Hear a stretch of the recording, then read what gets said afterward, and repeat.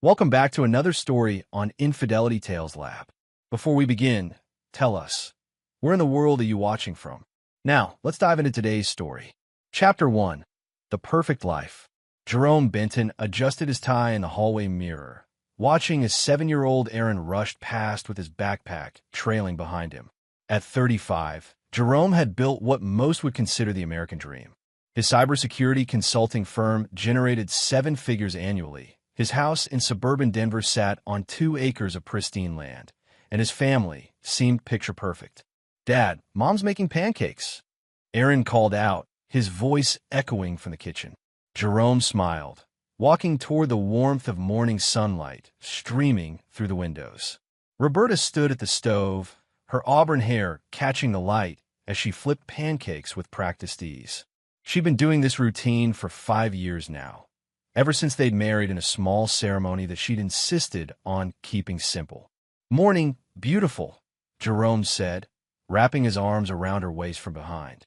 Roberta leaned into him, but Jerome caught something in her reflection in the kitchen window, a tightness around her eyes that hadn't been there before. "Good morning, honey. I was thinking maybe I should finally do something useful with my time." "Useful? You raise our son, manage our home." "No, I mean productive for others." She turned in his arms. "I want to donate blood today." Jerome raised an eyebrow. In 5 years of marriage, Roberta had never shown interest in volunteer work or community service. She'd always claimed to be squeamish around medical procedures. "That's sudden. What brought this on?" "I saw an ad about the shortage. People are dying, Jerome. I have O-negative blood. I could help save lives." Something about her tone struck him as rehearsed, but Jerome dismissed the thought. Maybe she was just nervous about needles. "That's admirable. I'm proud of you." But as he watched her serve breakfast, Jerome's trained eye for patterns, honed by years of detecting digital security threats, picked up subtle anomalies. The way she avoided direct eye contact, the slight tremor in her hands, the forced brightness in her smile. "Actually," Roberta continued, setting plates down, "I already made an appointment for this afternoon at Denver General's Blood Center." Aaron looked up from cutting his pancakes. "Can I come watch, Mom?" "No, sweetheart. It's better if I go alone. These things make some people uncomfortable." Jerome studied his wife's face. In his line of work, he'd learned to read people. Their digital footprints often revealed truths their words concealed. But Roberta had always been an enigma. No social media presence, few friends, no family she kept in touch with. She told him her parents died when she was young, that she'd grown up in foster care. He'd accepted it, never pushed for details. Now, watching her insist on donating blood alone, something felt off. That evening, Jerome worked late in his home office, analyzing network vulnerabilities for a Fortune 500 client. The irony wasn't lost on him. He made his living finding hidden threats, yet he'd never deeply investigated the woman sleeping beside him every night. Around midnight, he heard Roberta moving around upstairs. Concerned she might be in pain from the blood donation, he climbed the stairs to check on her. The master bedroom was empty, but light leaked from under their bathroom door. Jerome approached quietly, his instincts sharpened. Through the gap, he heard Roberta speaking in hushed tones on her phone. "It's done," she whispered. "Yes, I'm sure the blood is in their system now." "How long before?" 3 to 5 days." "Good. And you're certain this will work?" Jerome pressed closer to the door, his heart rate increasing. "No, he doesn't suspect anything. He's too trusting, too comfortable." "Yes, Aaron will come with me. We stick to the plan." The call ended. Jerome heard the toilet flush, clearly a cover for the conversation. He quickly retreated to his office, mind racing. What plan? Come with her where? And why was she so specific about the blood being in their system? Jerome spent the rest of the night researching blood donation procedures, DNA databases, and forensic applications. By dawn, he'd uncovered something chilling.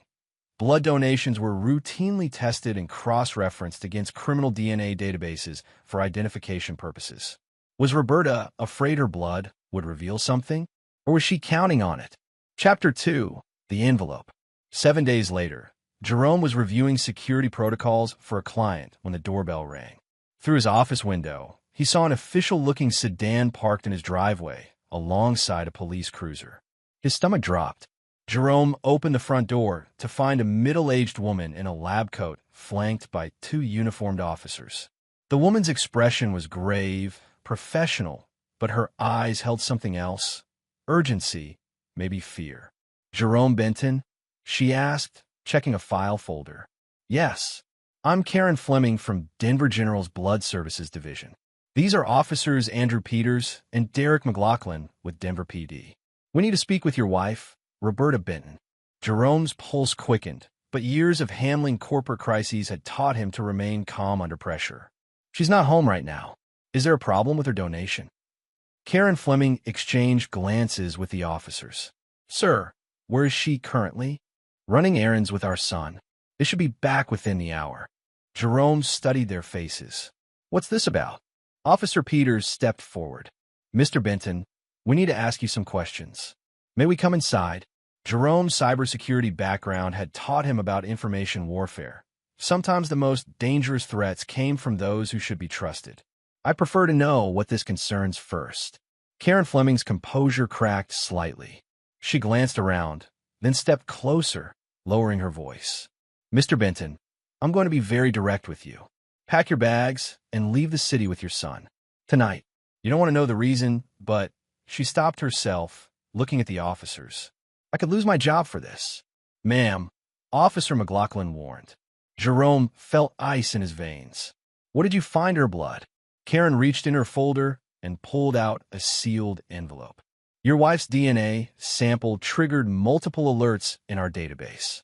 Federal alerts. I've never seen anything like it." She handed him the envelope with trembling hands. "Sir, I have a brother who went down a dark path. I know what it looks like when someone's in danger. Get your son and go." The officers looked uncomfortable but didn't stop her. Jerome took the envelope, his mind racing through possibilities. "How long do I have?" "They'll be here by tomorrow morning. Federal agents and probably others." Karen's voice was barely above a whisper. "Others who don't wear badges." After they left, Jerome sat in his living room, staring at the envelope. Part of him wanted to wait for Roberta, to confront her directly. But his analytical nature demanded information first. He opened it. Inside was a formal DNA analysis report and a criminal history profile that made his blood run cold. The woman he'd married, the mother of his son, wasn't Roberta Koch from Iowa. She was Elena Valdez, wanted in connection with an armored car robbery in Phoenix that left 3 guards dead. The crime had occurred 6 years ago, a year before he'd met Roberta. But that wasn't the worst part. The second page detailed her suspected associations with Bernard Hammond, a mid-level organized crime figure who specialized in identity theft and financial fraud. According to the report, Elena Valdez had disappeared with over $2 million from the robbery, money that had never been recovered. Jerome's hand shook as he read the final page, a note from Karen Fleming written in her own handwriting. "Mr. Benton, I broke protocol to warn you because I've seen what these people do to families. Your wife's blood work also showed traces of a compound we'd never seen before, something that suggests she may have been systematically poisoning someone. The levels were consistent with long-term exposure. Please get yourself and your son checked immediately. And please run. K. Fleming." The room seemed to spin around him. Systematic poisoning. Jerome thought back over the past months. The occasional headaches, the fatigue he'd attributed to overwork, the stomach issues that had been getting worse. She'd been poisoning him. Jerome's phone buzzed with a text from Roberta. "Stuck in traffic. Won't be home for another hour. Love you." An hour. He had an hour to figure out his next move. Jerome had built his reputation by staying 3 steps ahead of cybercriminals who thought they were smarter than everyone else. Now he needed to apply that same strategic thinking to a much more personal threat. He walked to his safe and retrieved the .40 caliber Glock he'd purchased years ago but never had reason to use. Then he sat down at his computer and began to dig deeper into Elena Valdez's past. What he found made him understand that this wasn't just about a criminal hiding in plain sight. This was about a predator who had specifically targeted him, his resources, and his son for reasons he was only beginning to comprehend. Chapter 3: Unraveling the Web. Jerome's fingers flew across the keyboard as he dove deeper into Elena Valdez's background. His cybersecurity expertise gave him access to databases and cross-referencing tools that most people couldn't navigate. What he discovered painted a horrifying picture of calculated deception. Elena Valdez wasn't just a bank robber who'd assumed a new identity. She was part of a sophisticated long-term fraud operation. Jerome pulled up property records, financial documents, and social media archives that revealed her pattern. She targeted successful men, married them under false identities, slowly poisoned them while gaining access to their assets, then disappeared after their deaths appeared natural. He wasn't her first victim. Court records from 3 different states showed similar cases. Harold Chun, a software engineer in Seattle, had died of natural causes at age 41 after marrying a woman named Sarah Mitchell. David Rodriguez, a real estate developer in Phoenix, had passed away from complications related to stress and overwork after marrying Jennifer Walsh. Elena Valdez had been both Sarah Mitchell and Jennifer Walsh. Jerome's blood ran cold as he calculated the timeline. Each marriage had lasted approximately 2 years. Each man had died after showing symptoms consistent with slow poisoning. Each widow had inherited substantial assets before vanishing completely. He'd been married to Elena for 5 years, longer than the others. Why? The answer came when he cross-referenced his business records with the timeline of their relationship. Jerome's cybersecurity firm had grown exponentially during their marriage, particularly after landing several government contracts. His net worth had increased from $2 million to over $15 million in 5 years. She'd been waiting for him to get richer. Jerome heard a car in the driveway and quickly minimized his screens. Through the window, he saw Roberta, Elena, getting out of her Honda with Aaron. They were laughing about something, Aaron carrying a bag from the toy store. His son, his innocent 7-year-old son who called this woman mom. Jerome's mind raced through scenarios. Confronting her directly would put Aaron in danger. Running, as Karen Fleming suggested, might work short-term, but Elena had connections to dangerous people. She'd find them eventually. No, Jerome realized he needed to be smarter than that. "Honey, we're home," Elena called out, her voice carrying that same false warmth he now recognized as calculated performance. "In here," Jerome replied, pulling up a Word document on his screen to appear normal. Aaron bounded into the office first, holding up a new action figure. "Dad, Mom bought me the robot that transforms into a dinosaur." "That's great, buddy," Jerome said, pulling his son close for a hug that he held a little too long. The thought of Elena planning to take Aaron away, or worse, made his jaw clench. Elena appeared in the doorway, studying Jerome's face with eyes that he now saw were constantly analyzing, calculating. "Everything all right? You look tense." "Just work stress," Jerome lied smoothly. "Big client presentation tomorrow." She nodded, but Jerome caught her glancing at his desk, her gaze lingering on the closed envelope from Karen Fleming that he'd carelessly left visible. "What's that?" she asked casually. "Medical forms for my physical next week," Jerome improvised. "Dr. Martinez wants updated blood work." Something flickered across Elena's face. Surprise, then concern, then calculation. "Blood work? For what?" "Routine stuff. You know how doctors are." Jerome watched her reaction carefully. "Actually, I've been feeling pretty run down lately. Headaches, stomach issues. Maybe I should get checked out sooner." Elena's smile became forced. "I'm sure it's just stress from work. Maybe you should take a vacation. We could go somewhere, far away. Just the 3 of us." There it was, the beginning of her exit strategy. "That sounds wonderful," Jerome said. "Where are you thinking?" "Somewhere tropical. Maybe Costa Rica? I hear it's beautiful this time of year." Costa Rica, a country with no extradition treaty for many types of crimes. "I'll look into it," Jerome said. "But first, let me get this blood work done. I want to make sure I'm healthy before we travel." Elena's eyes narrowed almost imperceptibly. "Of course. Health first." That evening, after Aaron went to bed, Jerome sat in his office planning his strategy. He couldn't go to the police. Elena was clearly working with people who had resources to stay ahead of law enforcement for 6 years. He couldn't run without putting Aaron at risk long-term. But he could do what he did best: gather intelligence, identify vulnerabilities, and exploit them systematically. Jerome began building digital profiles on Bernard Hammond and his known associates. He traced financial patterns, communication networks, and operational methodologies.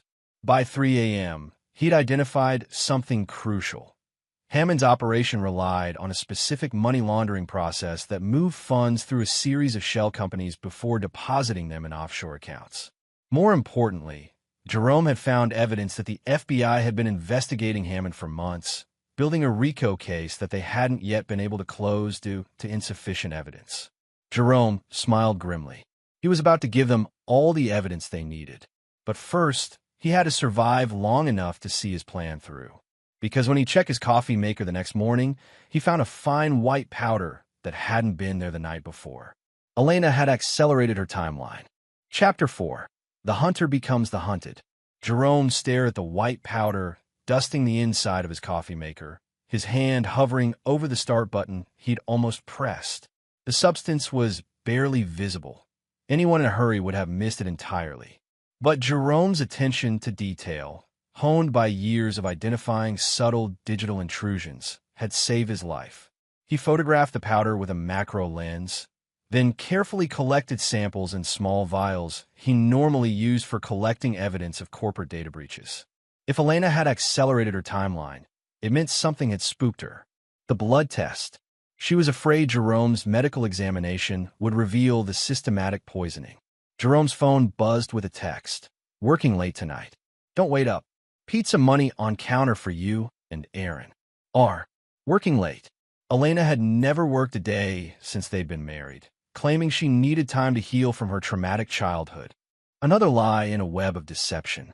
Jerome realized this might be his chance to search the house while she was gone. He'd lived with this woman for 5 years, but had never been suspicious enough to look for hidden compartments or concealed items. After dropping Aaron at his friend's house for a sleepover, Jerome began a systematic search of his own home.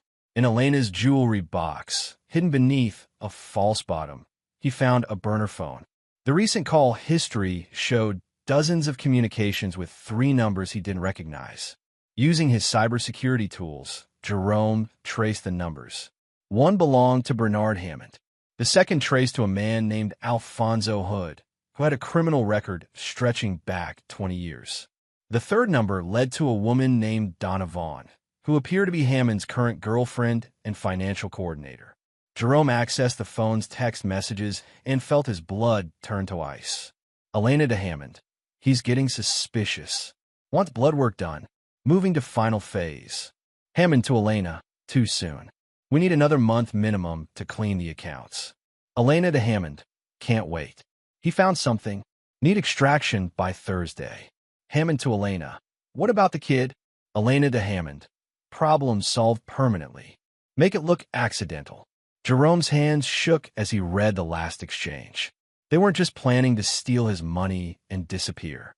They were planning to kill both him and Aaron. The burner phone contained something else: photographs of documents, bank routing numbers, account passwords, digital keys to Jerome's cryptocurrency wallets.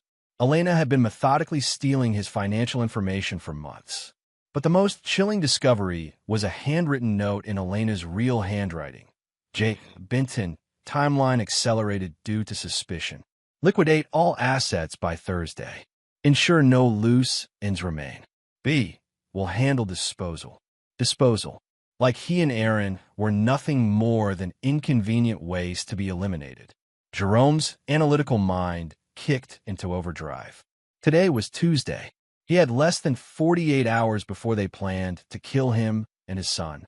He photographed everything on the burner phone, then carefully replaced it exactly as he'd found it.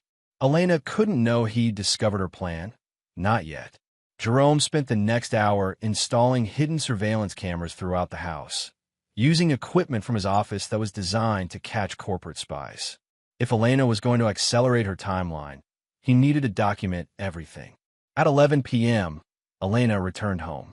Jerome pretended to be asleep, watching through barely cracked eyelids as she moved quietly through their bedroom.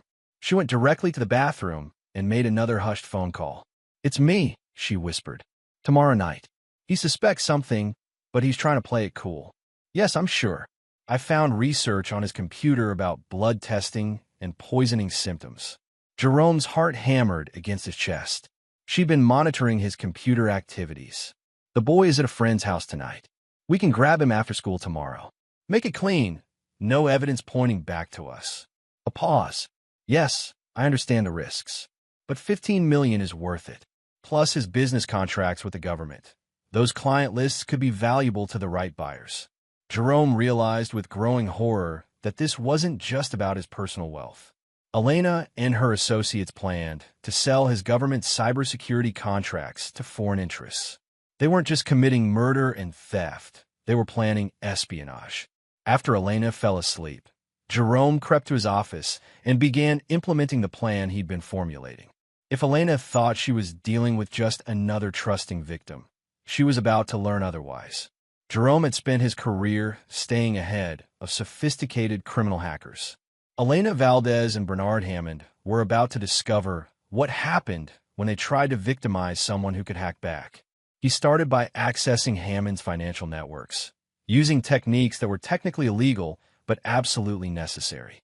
Jerome identified the shell companies, traced the money flows, and began systematically documenting everything for the FBI file he was building. Then he got creative.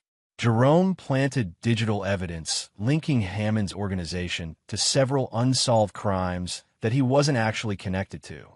He created false communications that would lead investigators to hidden assets. Most importantly, he began systematically transferring the stolen money from his accounts back to secured accounts that only he could access.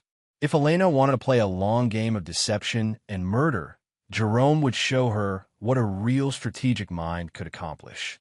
But as dawn approached, Jerome realized that outsmarting them might not be enough. Elena had murdered at least 3 other men. Hammond had connections to dangerous people who killed for much less than $15 million. Jerome was going to have to fight back in ways he'd never imagined. Chapter 5. The Trap Takes Shape.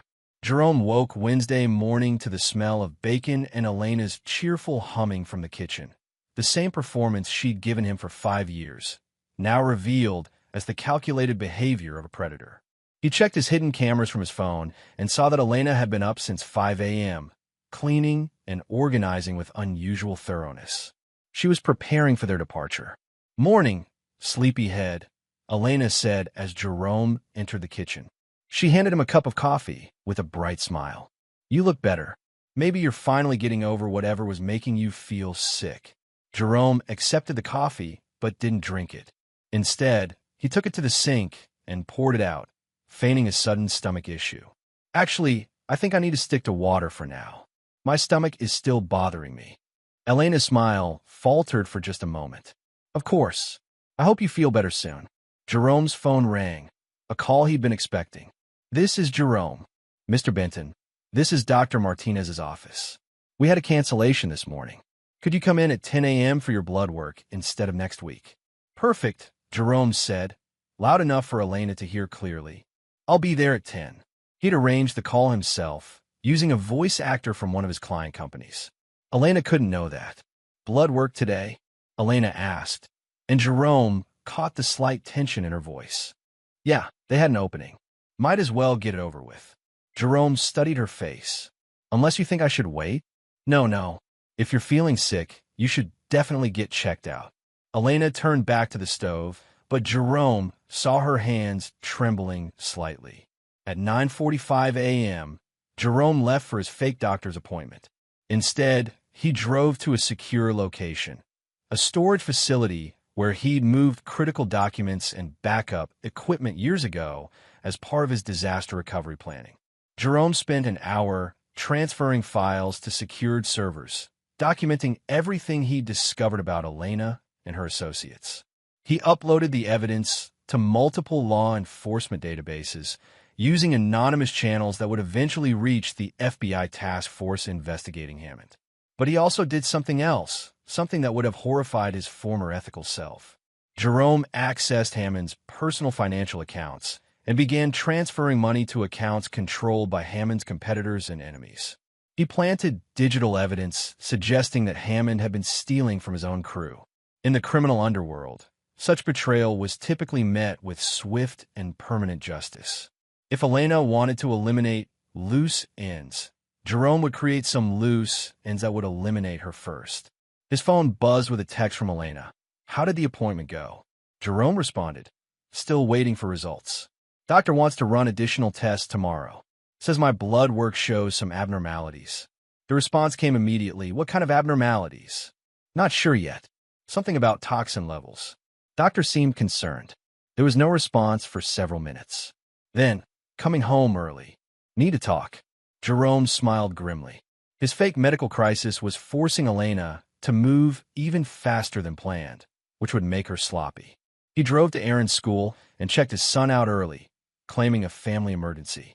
As they drove home, Jerome looked at Aaron in the rearview mirror. Innocent, trusting, completely unaware that the woman he called mom was planning to kill him. "Dad, is something wrong?" Aaron asked. "You look scared." Jerome met his son's eyes in the mirror. "Aaron, I need you to listen carefully. Do you remember the safe word we talked about? The one for emergencies?" "Thunder," Aaron said immediately. "Good. If I say that word tonight, I need you to go directly to our neighbor Mr. Yang's house and call 911. Don't pack anything. Don't ask questions. Just run as fast as you can. Understand?" Aaron's eyes widened. "Is Mom okay?" Jerome's heart broke a little. Aaron would learn soon enough that the woman he thought was his mother was actually a stranger who'd been living among them like a parasite. "Mom will be fine," Jerome lied. "This is just a precaution." When they arrived home, Elena was waiting in the living room with 2 suitcases. Her friendly mask had slipped, replaced by something cold and calculating. "I've been thinking," she said. "We should take that vacation we talked about. Tonight." Jerome set down his keys carefully, his hand moving closer to the concealed pistol he now carried. "Tonight? That seems rushed. Your health scare made me realize how precious time is. I found us a flight to Costa Rica, leaving at midnight." Elena's eyes never left his face. "Already booked it. What about Aaron's school?" "My work commitments." "Health is more important than work," Elena said. "Aaron can catch up on school later." Aaron looked between his parents, confusion clear on his face. Jerome could see that his son sensed the tension but didn't understand its source. "That sounds wonderful," Jerome said carefully. "But I'd like to wait until my test results come back." The doctor seemed really concerned about those toxin levels. Elena's mask slipped further. "What exactly did he say about toxins?" "He asked if I'd been exposed to anything unusual at home or work. Said the levels were consistent with systematic exposure over months." Jerome watched Elena's reaction. He wanted to test the whole family for similar exposure. Something flickered in Elena's eyes. Panic, then calculation, then cold resolve. "You know what?" Elena said, her voice suddenly bright again. "You're absolutely right. We should all get tested before we travel, just to be safe." Jerome felt ice in his veins. Elena had just agreed to something that would expose her crimes, which meant she had no intention of any of them living long enough for blood tests to matter. She was moving to the final phase tonight. Jerome glanced at the clock for 30 p.m. In less than 8 hours, Elena and her associates planned to murder him and Aaron. But Elena had made one critical mistake. She'd underestimated exactly how dangerous Jerome could become when someone threatened his child. Chapter 6. In-game approaches. As evening approached, Jerome maintained a facade of normal family life, while every nerve in his body screamed danger. Elena had been making subtle preparations all afternoon, packing items in ways that suggested she never intended to return, making hush phone calls when she thought he wasn't listening. At 6 p.m., Jerome received a text from an unknown number. Package delivery at 9 p.m. Ensure recipients are home and prepared for pickup. Management. The message was clearly meant for Elena, sent to Jerome's phone by mistake. Bernard Hammond's crew was coming at 9 p.m. to pick up Jerome and Aaron. Jerome deleted the message and began his final preparations. He'd spent the afternoon strategically placing evidence throughout the house. Documents linking Elena to her previous identities, financial records showing the money transfers, and most importantly, communications between Elena and Hammond discussing their murder plans. When police eventually searched the house, they'd find a complete record of a conspiracy.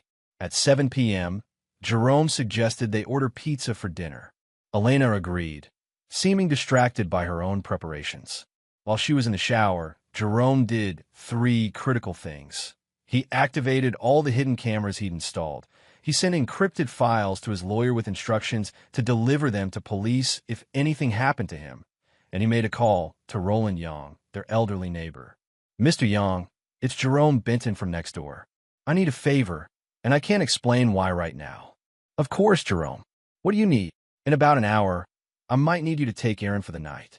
If he comes to your door alone and seems frightened, please take him in and call 911 immediately." There was a pause. "Jerome, are you in danger?" "I hope not. But if something happens, please remember that Aaron is innocent. He doesn't know anything about what's going on." "I understand. We'll keep him safe." At 8:30 p.m., Jerome was helping Aaron with homework when Elena announced she needed to run to the store for travel supplies. She'd be back in 30 minutes. Jerome knew this was a lie. Elena was meeting with Hammond's crew to finalize their plans. The moment her car left the driveway, Jerome activated his contingency plan. "Aaron," he said, kneeling down to his son's level, "I need you to listen very carefully. Remember what I told you earlier about going to Mr. Yang's house?" Aaron nodded, his eyes wide with growing fear.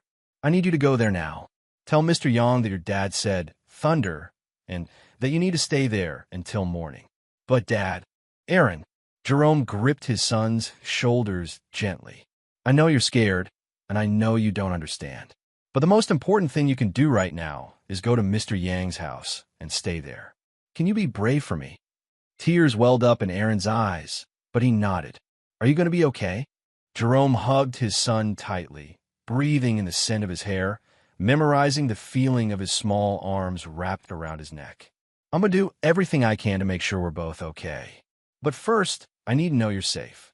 Jerome walked Aaron to the back door and watched as his son ran across the yard to Mr. Yang's house. The elderly man was waiting at his door. He'd been watching from his window. Aaron disappeared inside, and Jerome felt a small measure of relief. Now he could focus on surviving the next hour.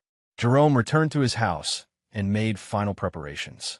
He positioned additional weapons throughout the rooms: kitchen knives, a baseball bat, a heavy flashlight. He double-checked that all the surveillance cameras were recording to cloud storage that Elena couldn't access. At exactly 9 p.m., a black SUV pulled into his driveway. Elena got out of the passenger seat, followed by 3 men. Even in the darkness, Jerome could see that one of them matched the description of Bernard Hammond. They thought they were coming to murder a trusting, unsuspecting victim. Jerome smiled grimly as he watched them approach through his security cameras. They had no idea they were walking into a trap set by someone who'd spent years thinking 3 moves ahead of sophisticated adversaries. Elena used her key to open the front door. Jerome heard her call out, "Honey, I'm home. I brought some friends who want to meet you." Jerome stepped into the living room, his hands visible and empty, playing the role of confused victim one last time. "Elena, what's going on? Who are these people?"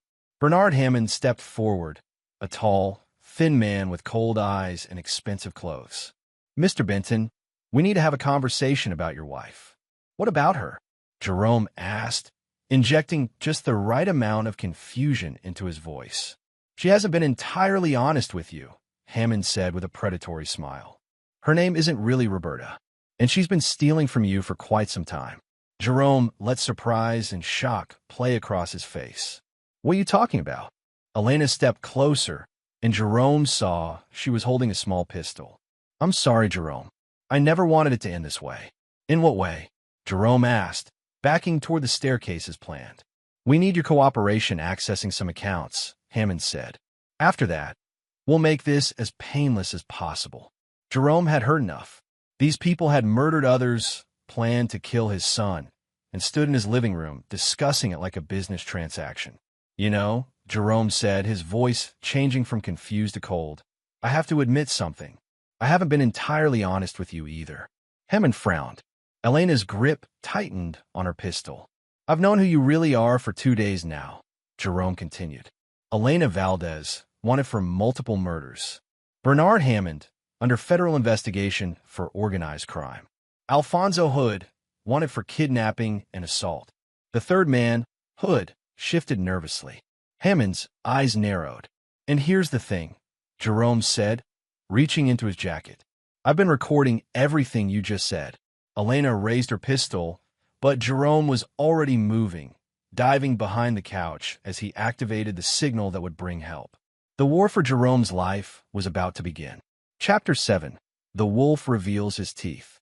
As Elena's first shot splintered the couch where Jerome had been standing, he rolled behind his leather recliner and activated the signal he'd prepared. Not to police, who might take too long to arrive, but to something much more immediate. Every light in the house suddenly blazed on, triggered by smart home automation. Simultaneously, speakers throughout the house began broadcasting the conversation that had just taken place, amplified loud enough for the entire neighborhood to hear. We need your cooperation accessing some accounts. After that, we'll make this as painless as possible. Hammond's voice echoed from multiple speakers as exterior floodlights illuminated the yard like a sports stadium. Elena, shut that off, Hammond barked. But Jerome had routed the audio system through encrypted servers. Elena couldn't stop it without access codes she'd never been given. I've known who you really are for 2 days now. Elena Valdez, wanted for multiple murders. Bernard Hammond, under federal investigation for organized crime. Jerome's voice now broadcast their identities to everyone within 3 blocks. Alfonso Hood moved toward the stairs, trying to flank Jerome's position. But Jerome had spent the afternoon preparing for exactly this scenario. As Hood reached the 3rd step, his foot triggered a nearly invisible wire that brought down a carefully balanced shelf of heavy books. Hood stumbled backward, cursing and clutching his shoulder. The bastard set traps, Hammond snarled. Elena, you said he was just a computer nerd. He is, Elena shouted over the continuing audio broadcast. This doesn't make sense. Jerome used their confusion to move to his next position, the kitchen, where he'd prepared his most effective surprise. You know what doesn't make sense? Jerome called out from behind the kitchen island. 3 professional criminals walking into the home of a cybersecurity expert without doing proper reconnaissance. He popped up long enough to hurl a kitchen knife that embedded itself in the wall inches from Hammond's head. You see, Elena, Jerome continued, his voice carrying a coldness that none of them had heard before. You made one critical error. You assumed I was just another trusting victim. Hammond gestured for Hood to circle around to the kitchen's other entrance. But as Hood moved past the dining room, motion sensors triggered a cascade of falling objects. Everything from books to decorative items to Aaron's toy building blocks scattered strategically to create chaos and noise. But I've spent my entire career hunting predators, Jerome's voice continued from the speakers. People who hide in digital shadows, thinking they're smarter than everyone else. People exactly like you. Elena fired twice more at Jerome's voice, but he was already moving to his next position. From the pantry, Jerome called out, Did you know, Bernard, that your financial records are currently being downloaded by FBI servers? Every shell company, every money transfer, every communication with Elena? Hammond's face went pale. You're bluffing. Am I? Jerome's laugh was cold. Elena, check your burner phone. See if you can reach Donovan. Elena fumbled for her phone, her hands shaking. After a moment, her face went white. Bernard, it's disconnected. The number doesn't work anymore. That's because, Jerome continued, Ms. Vaughn was arrested about an hour ago. Seems someone provided federal agents with detailed evidence of her role in money laundering operations. This was actually a lie. Jerome hadn't been able to arrange Donna's arrest. But Elena didn't know that. Hood had finally made it to the kitchen's side entrance. He kicked open the door, pistol raised, only to trigger Jerome's most elaborate trap.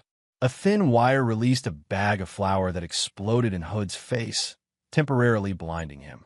In the same instant, Jerome emerged from the pantry behind him. Years of staying in shape had kept Jerome stronger than his enemies expected. He brought a cast-iron skillet down on Hood's gun hand, hearing bones crack. Hood screamed and dropped his weapon.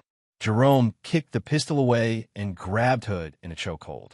"Elena," he shouted, "drop your gun or I snap your friend's neck."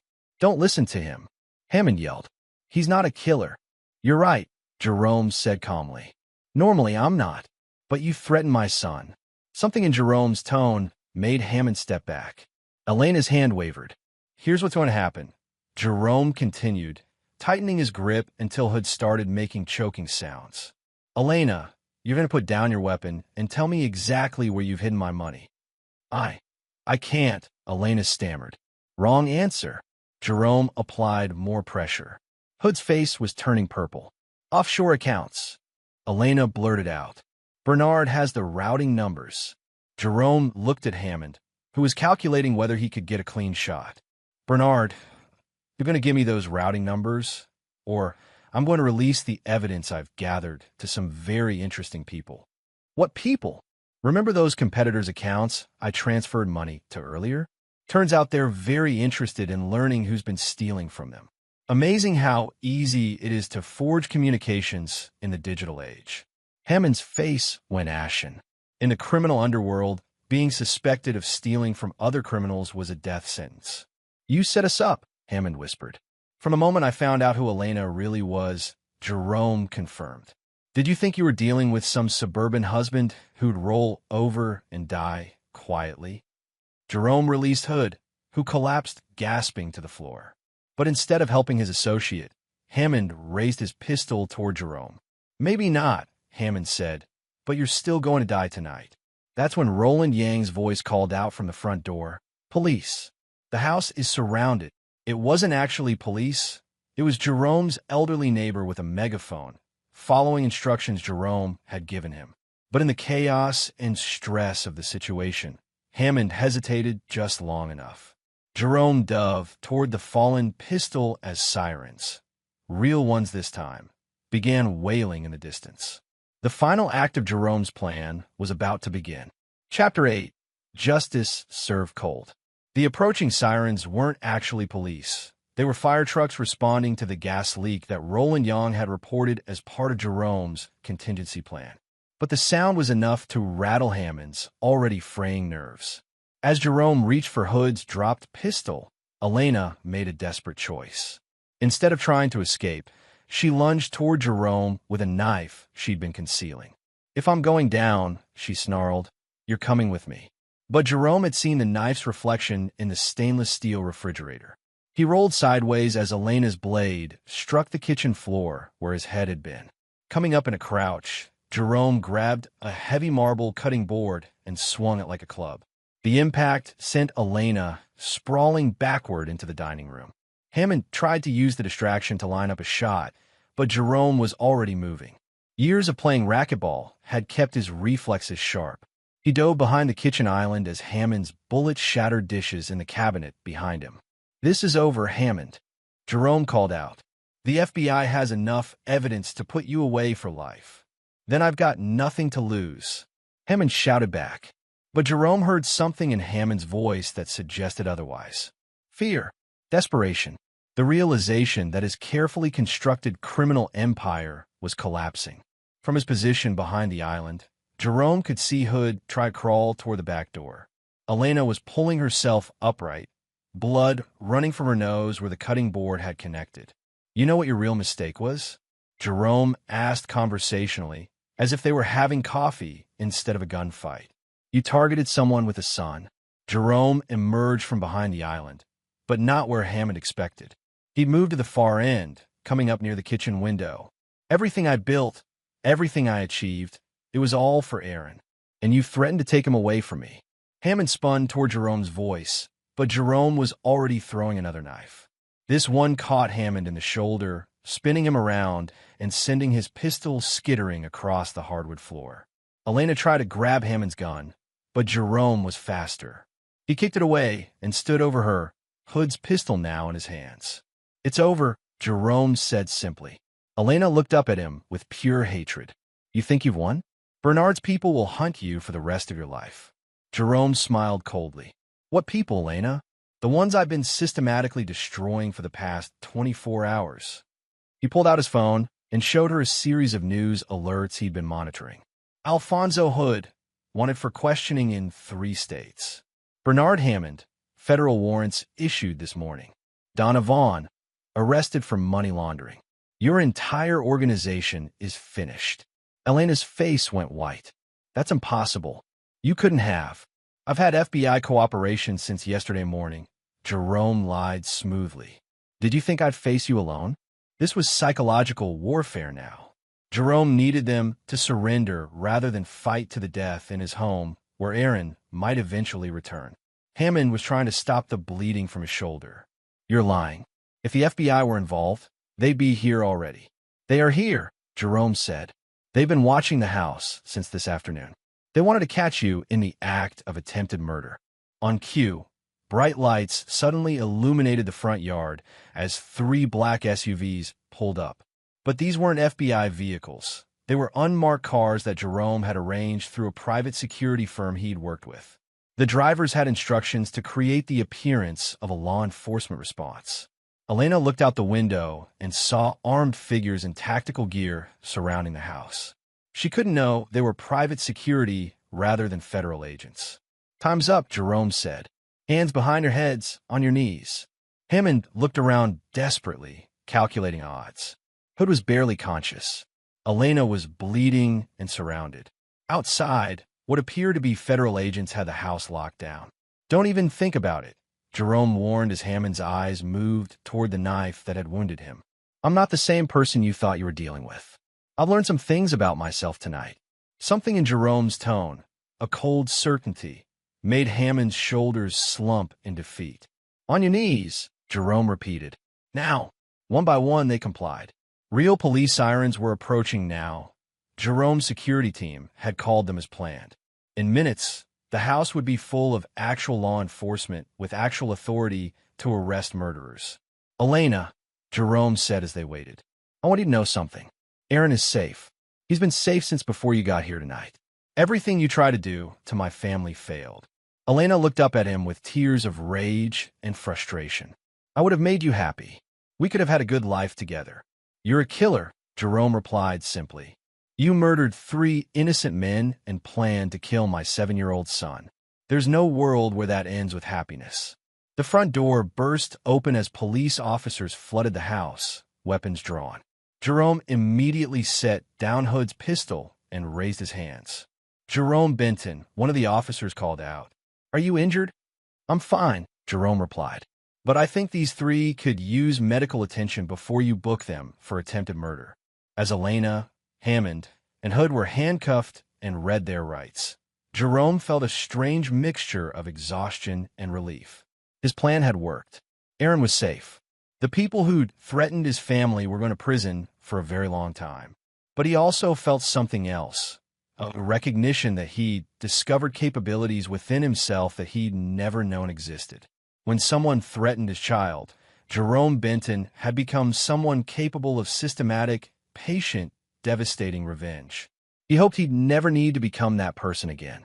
But if he did, he now knew exactly what he was capable of. Chapter 9. New Beginnings. 3 months later, Jerome sat in the Denver FBI field office, reviewing the final paperwork in the case against Elena Valdez and her associates. Special Agent Karen Fleming, the blood bank worker who'd originally warned him, had been temporarily assigned to the FBI task force as a consultant. The grand jury returned indictments on all charges, Agent Fleming told him. Elena's looking at life without parole. Hammond got 25 to life. Hood took a plea deal, 15 years in exchange for testifying against the others. Jerome nodded, feeling a sense of closure he'd been waiting months to experience. What about the other victims? The men Elena killed previously? Those cases have been reopened. Elena's cooperation helped us recover evidence that had been overlooked originally. The families finally have answers. Jerome thought about those families, people who'd lived for years not knowing why their loved ones had died, never suspecting murder. At least now, they had truth, even if it couldn't bring their husbands and fathers back. There's something else, Agent Fleming continued. The Bureau wants to offer you a consulting position. Your methods for tracking financial crimes and cyber evidence were innovative. Jerome smiled wryly. Innovative is a diplomatic way of putting it. You saved lives, Mr. Benton. Your own and your son's, obviously, but also future victims. Elena's pattern showed she was escalating, becoming more confident, more violent. She would have killed again. After leaving the FBI building, Jerome drove to Aaron's school to pick him up. His son had handled the aftermath of that night remarkably well, considering.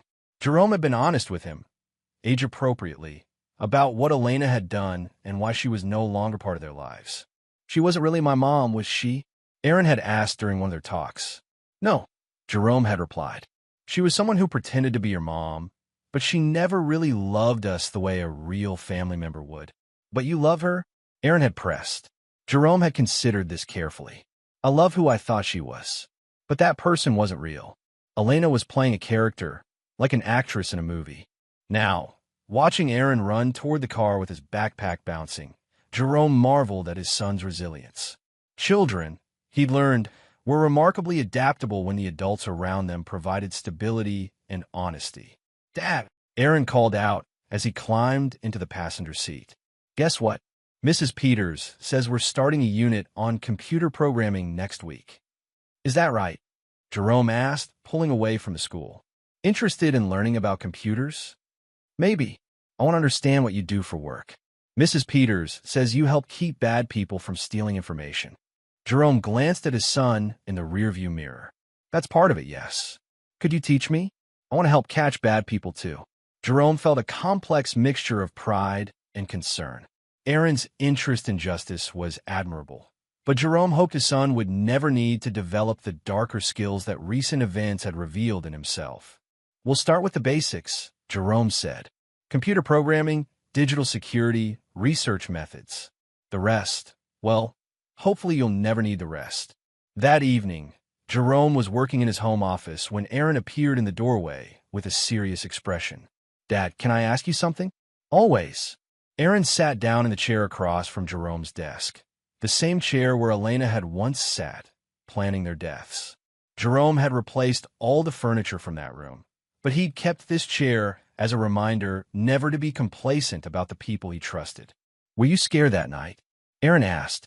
When the bad people came to our house. Jerome considered his answer carefully. Yes, I was scared, but not for myself. For me? For you, Jerome confirmed. I was terrified that something would happen to you before I could stop them. Aaron nodded thoughtfully. But you weren't scared of them hurting you? Once I knew you were safe, I wasn't scared anymore. I was angry. Jerome looked directly at his son. Aaron, there's something important I want you to understand. I never want you to have to do the things I did that night. Violence should always be the last resort. Only when someone is threatening the people you love and there's no other choice. But sometimes it's necessary. Sometimes, Jerome agreed reluctantly, but only when you've exhausted every other option and only to protect innocent people who can't protect themselves. Aaron was quiet for a moment. Do you think Elena ever really cared about us? This was the question Jerome had been dreading, but also the one he knew Aaron needed to ask. I think Elena cared about what we could give her, Jerome said carefully. Our money, our house, the security of our life together. But real love, the kind where you put someone else's happiness before your own.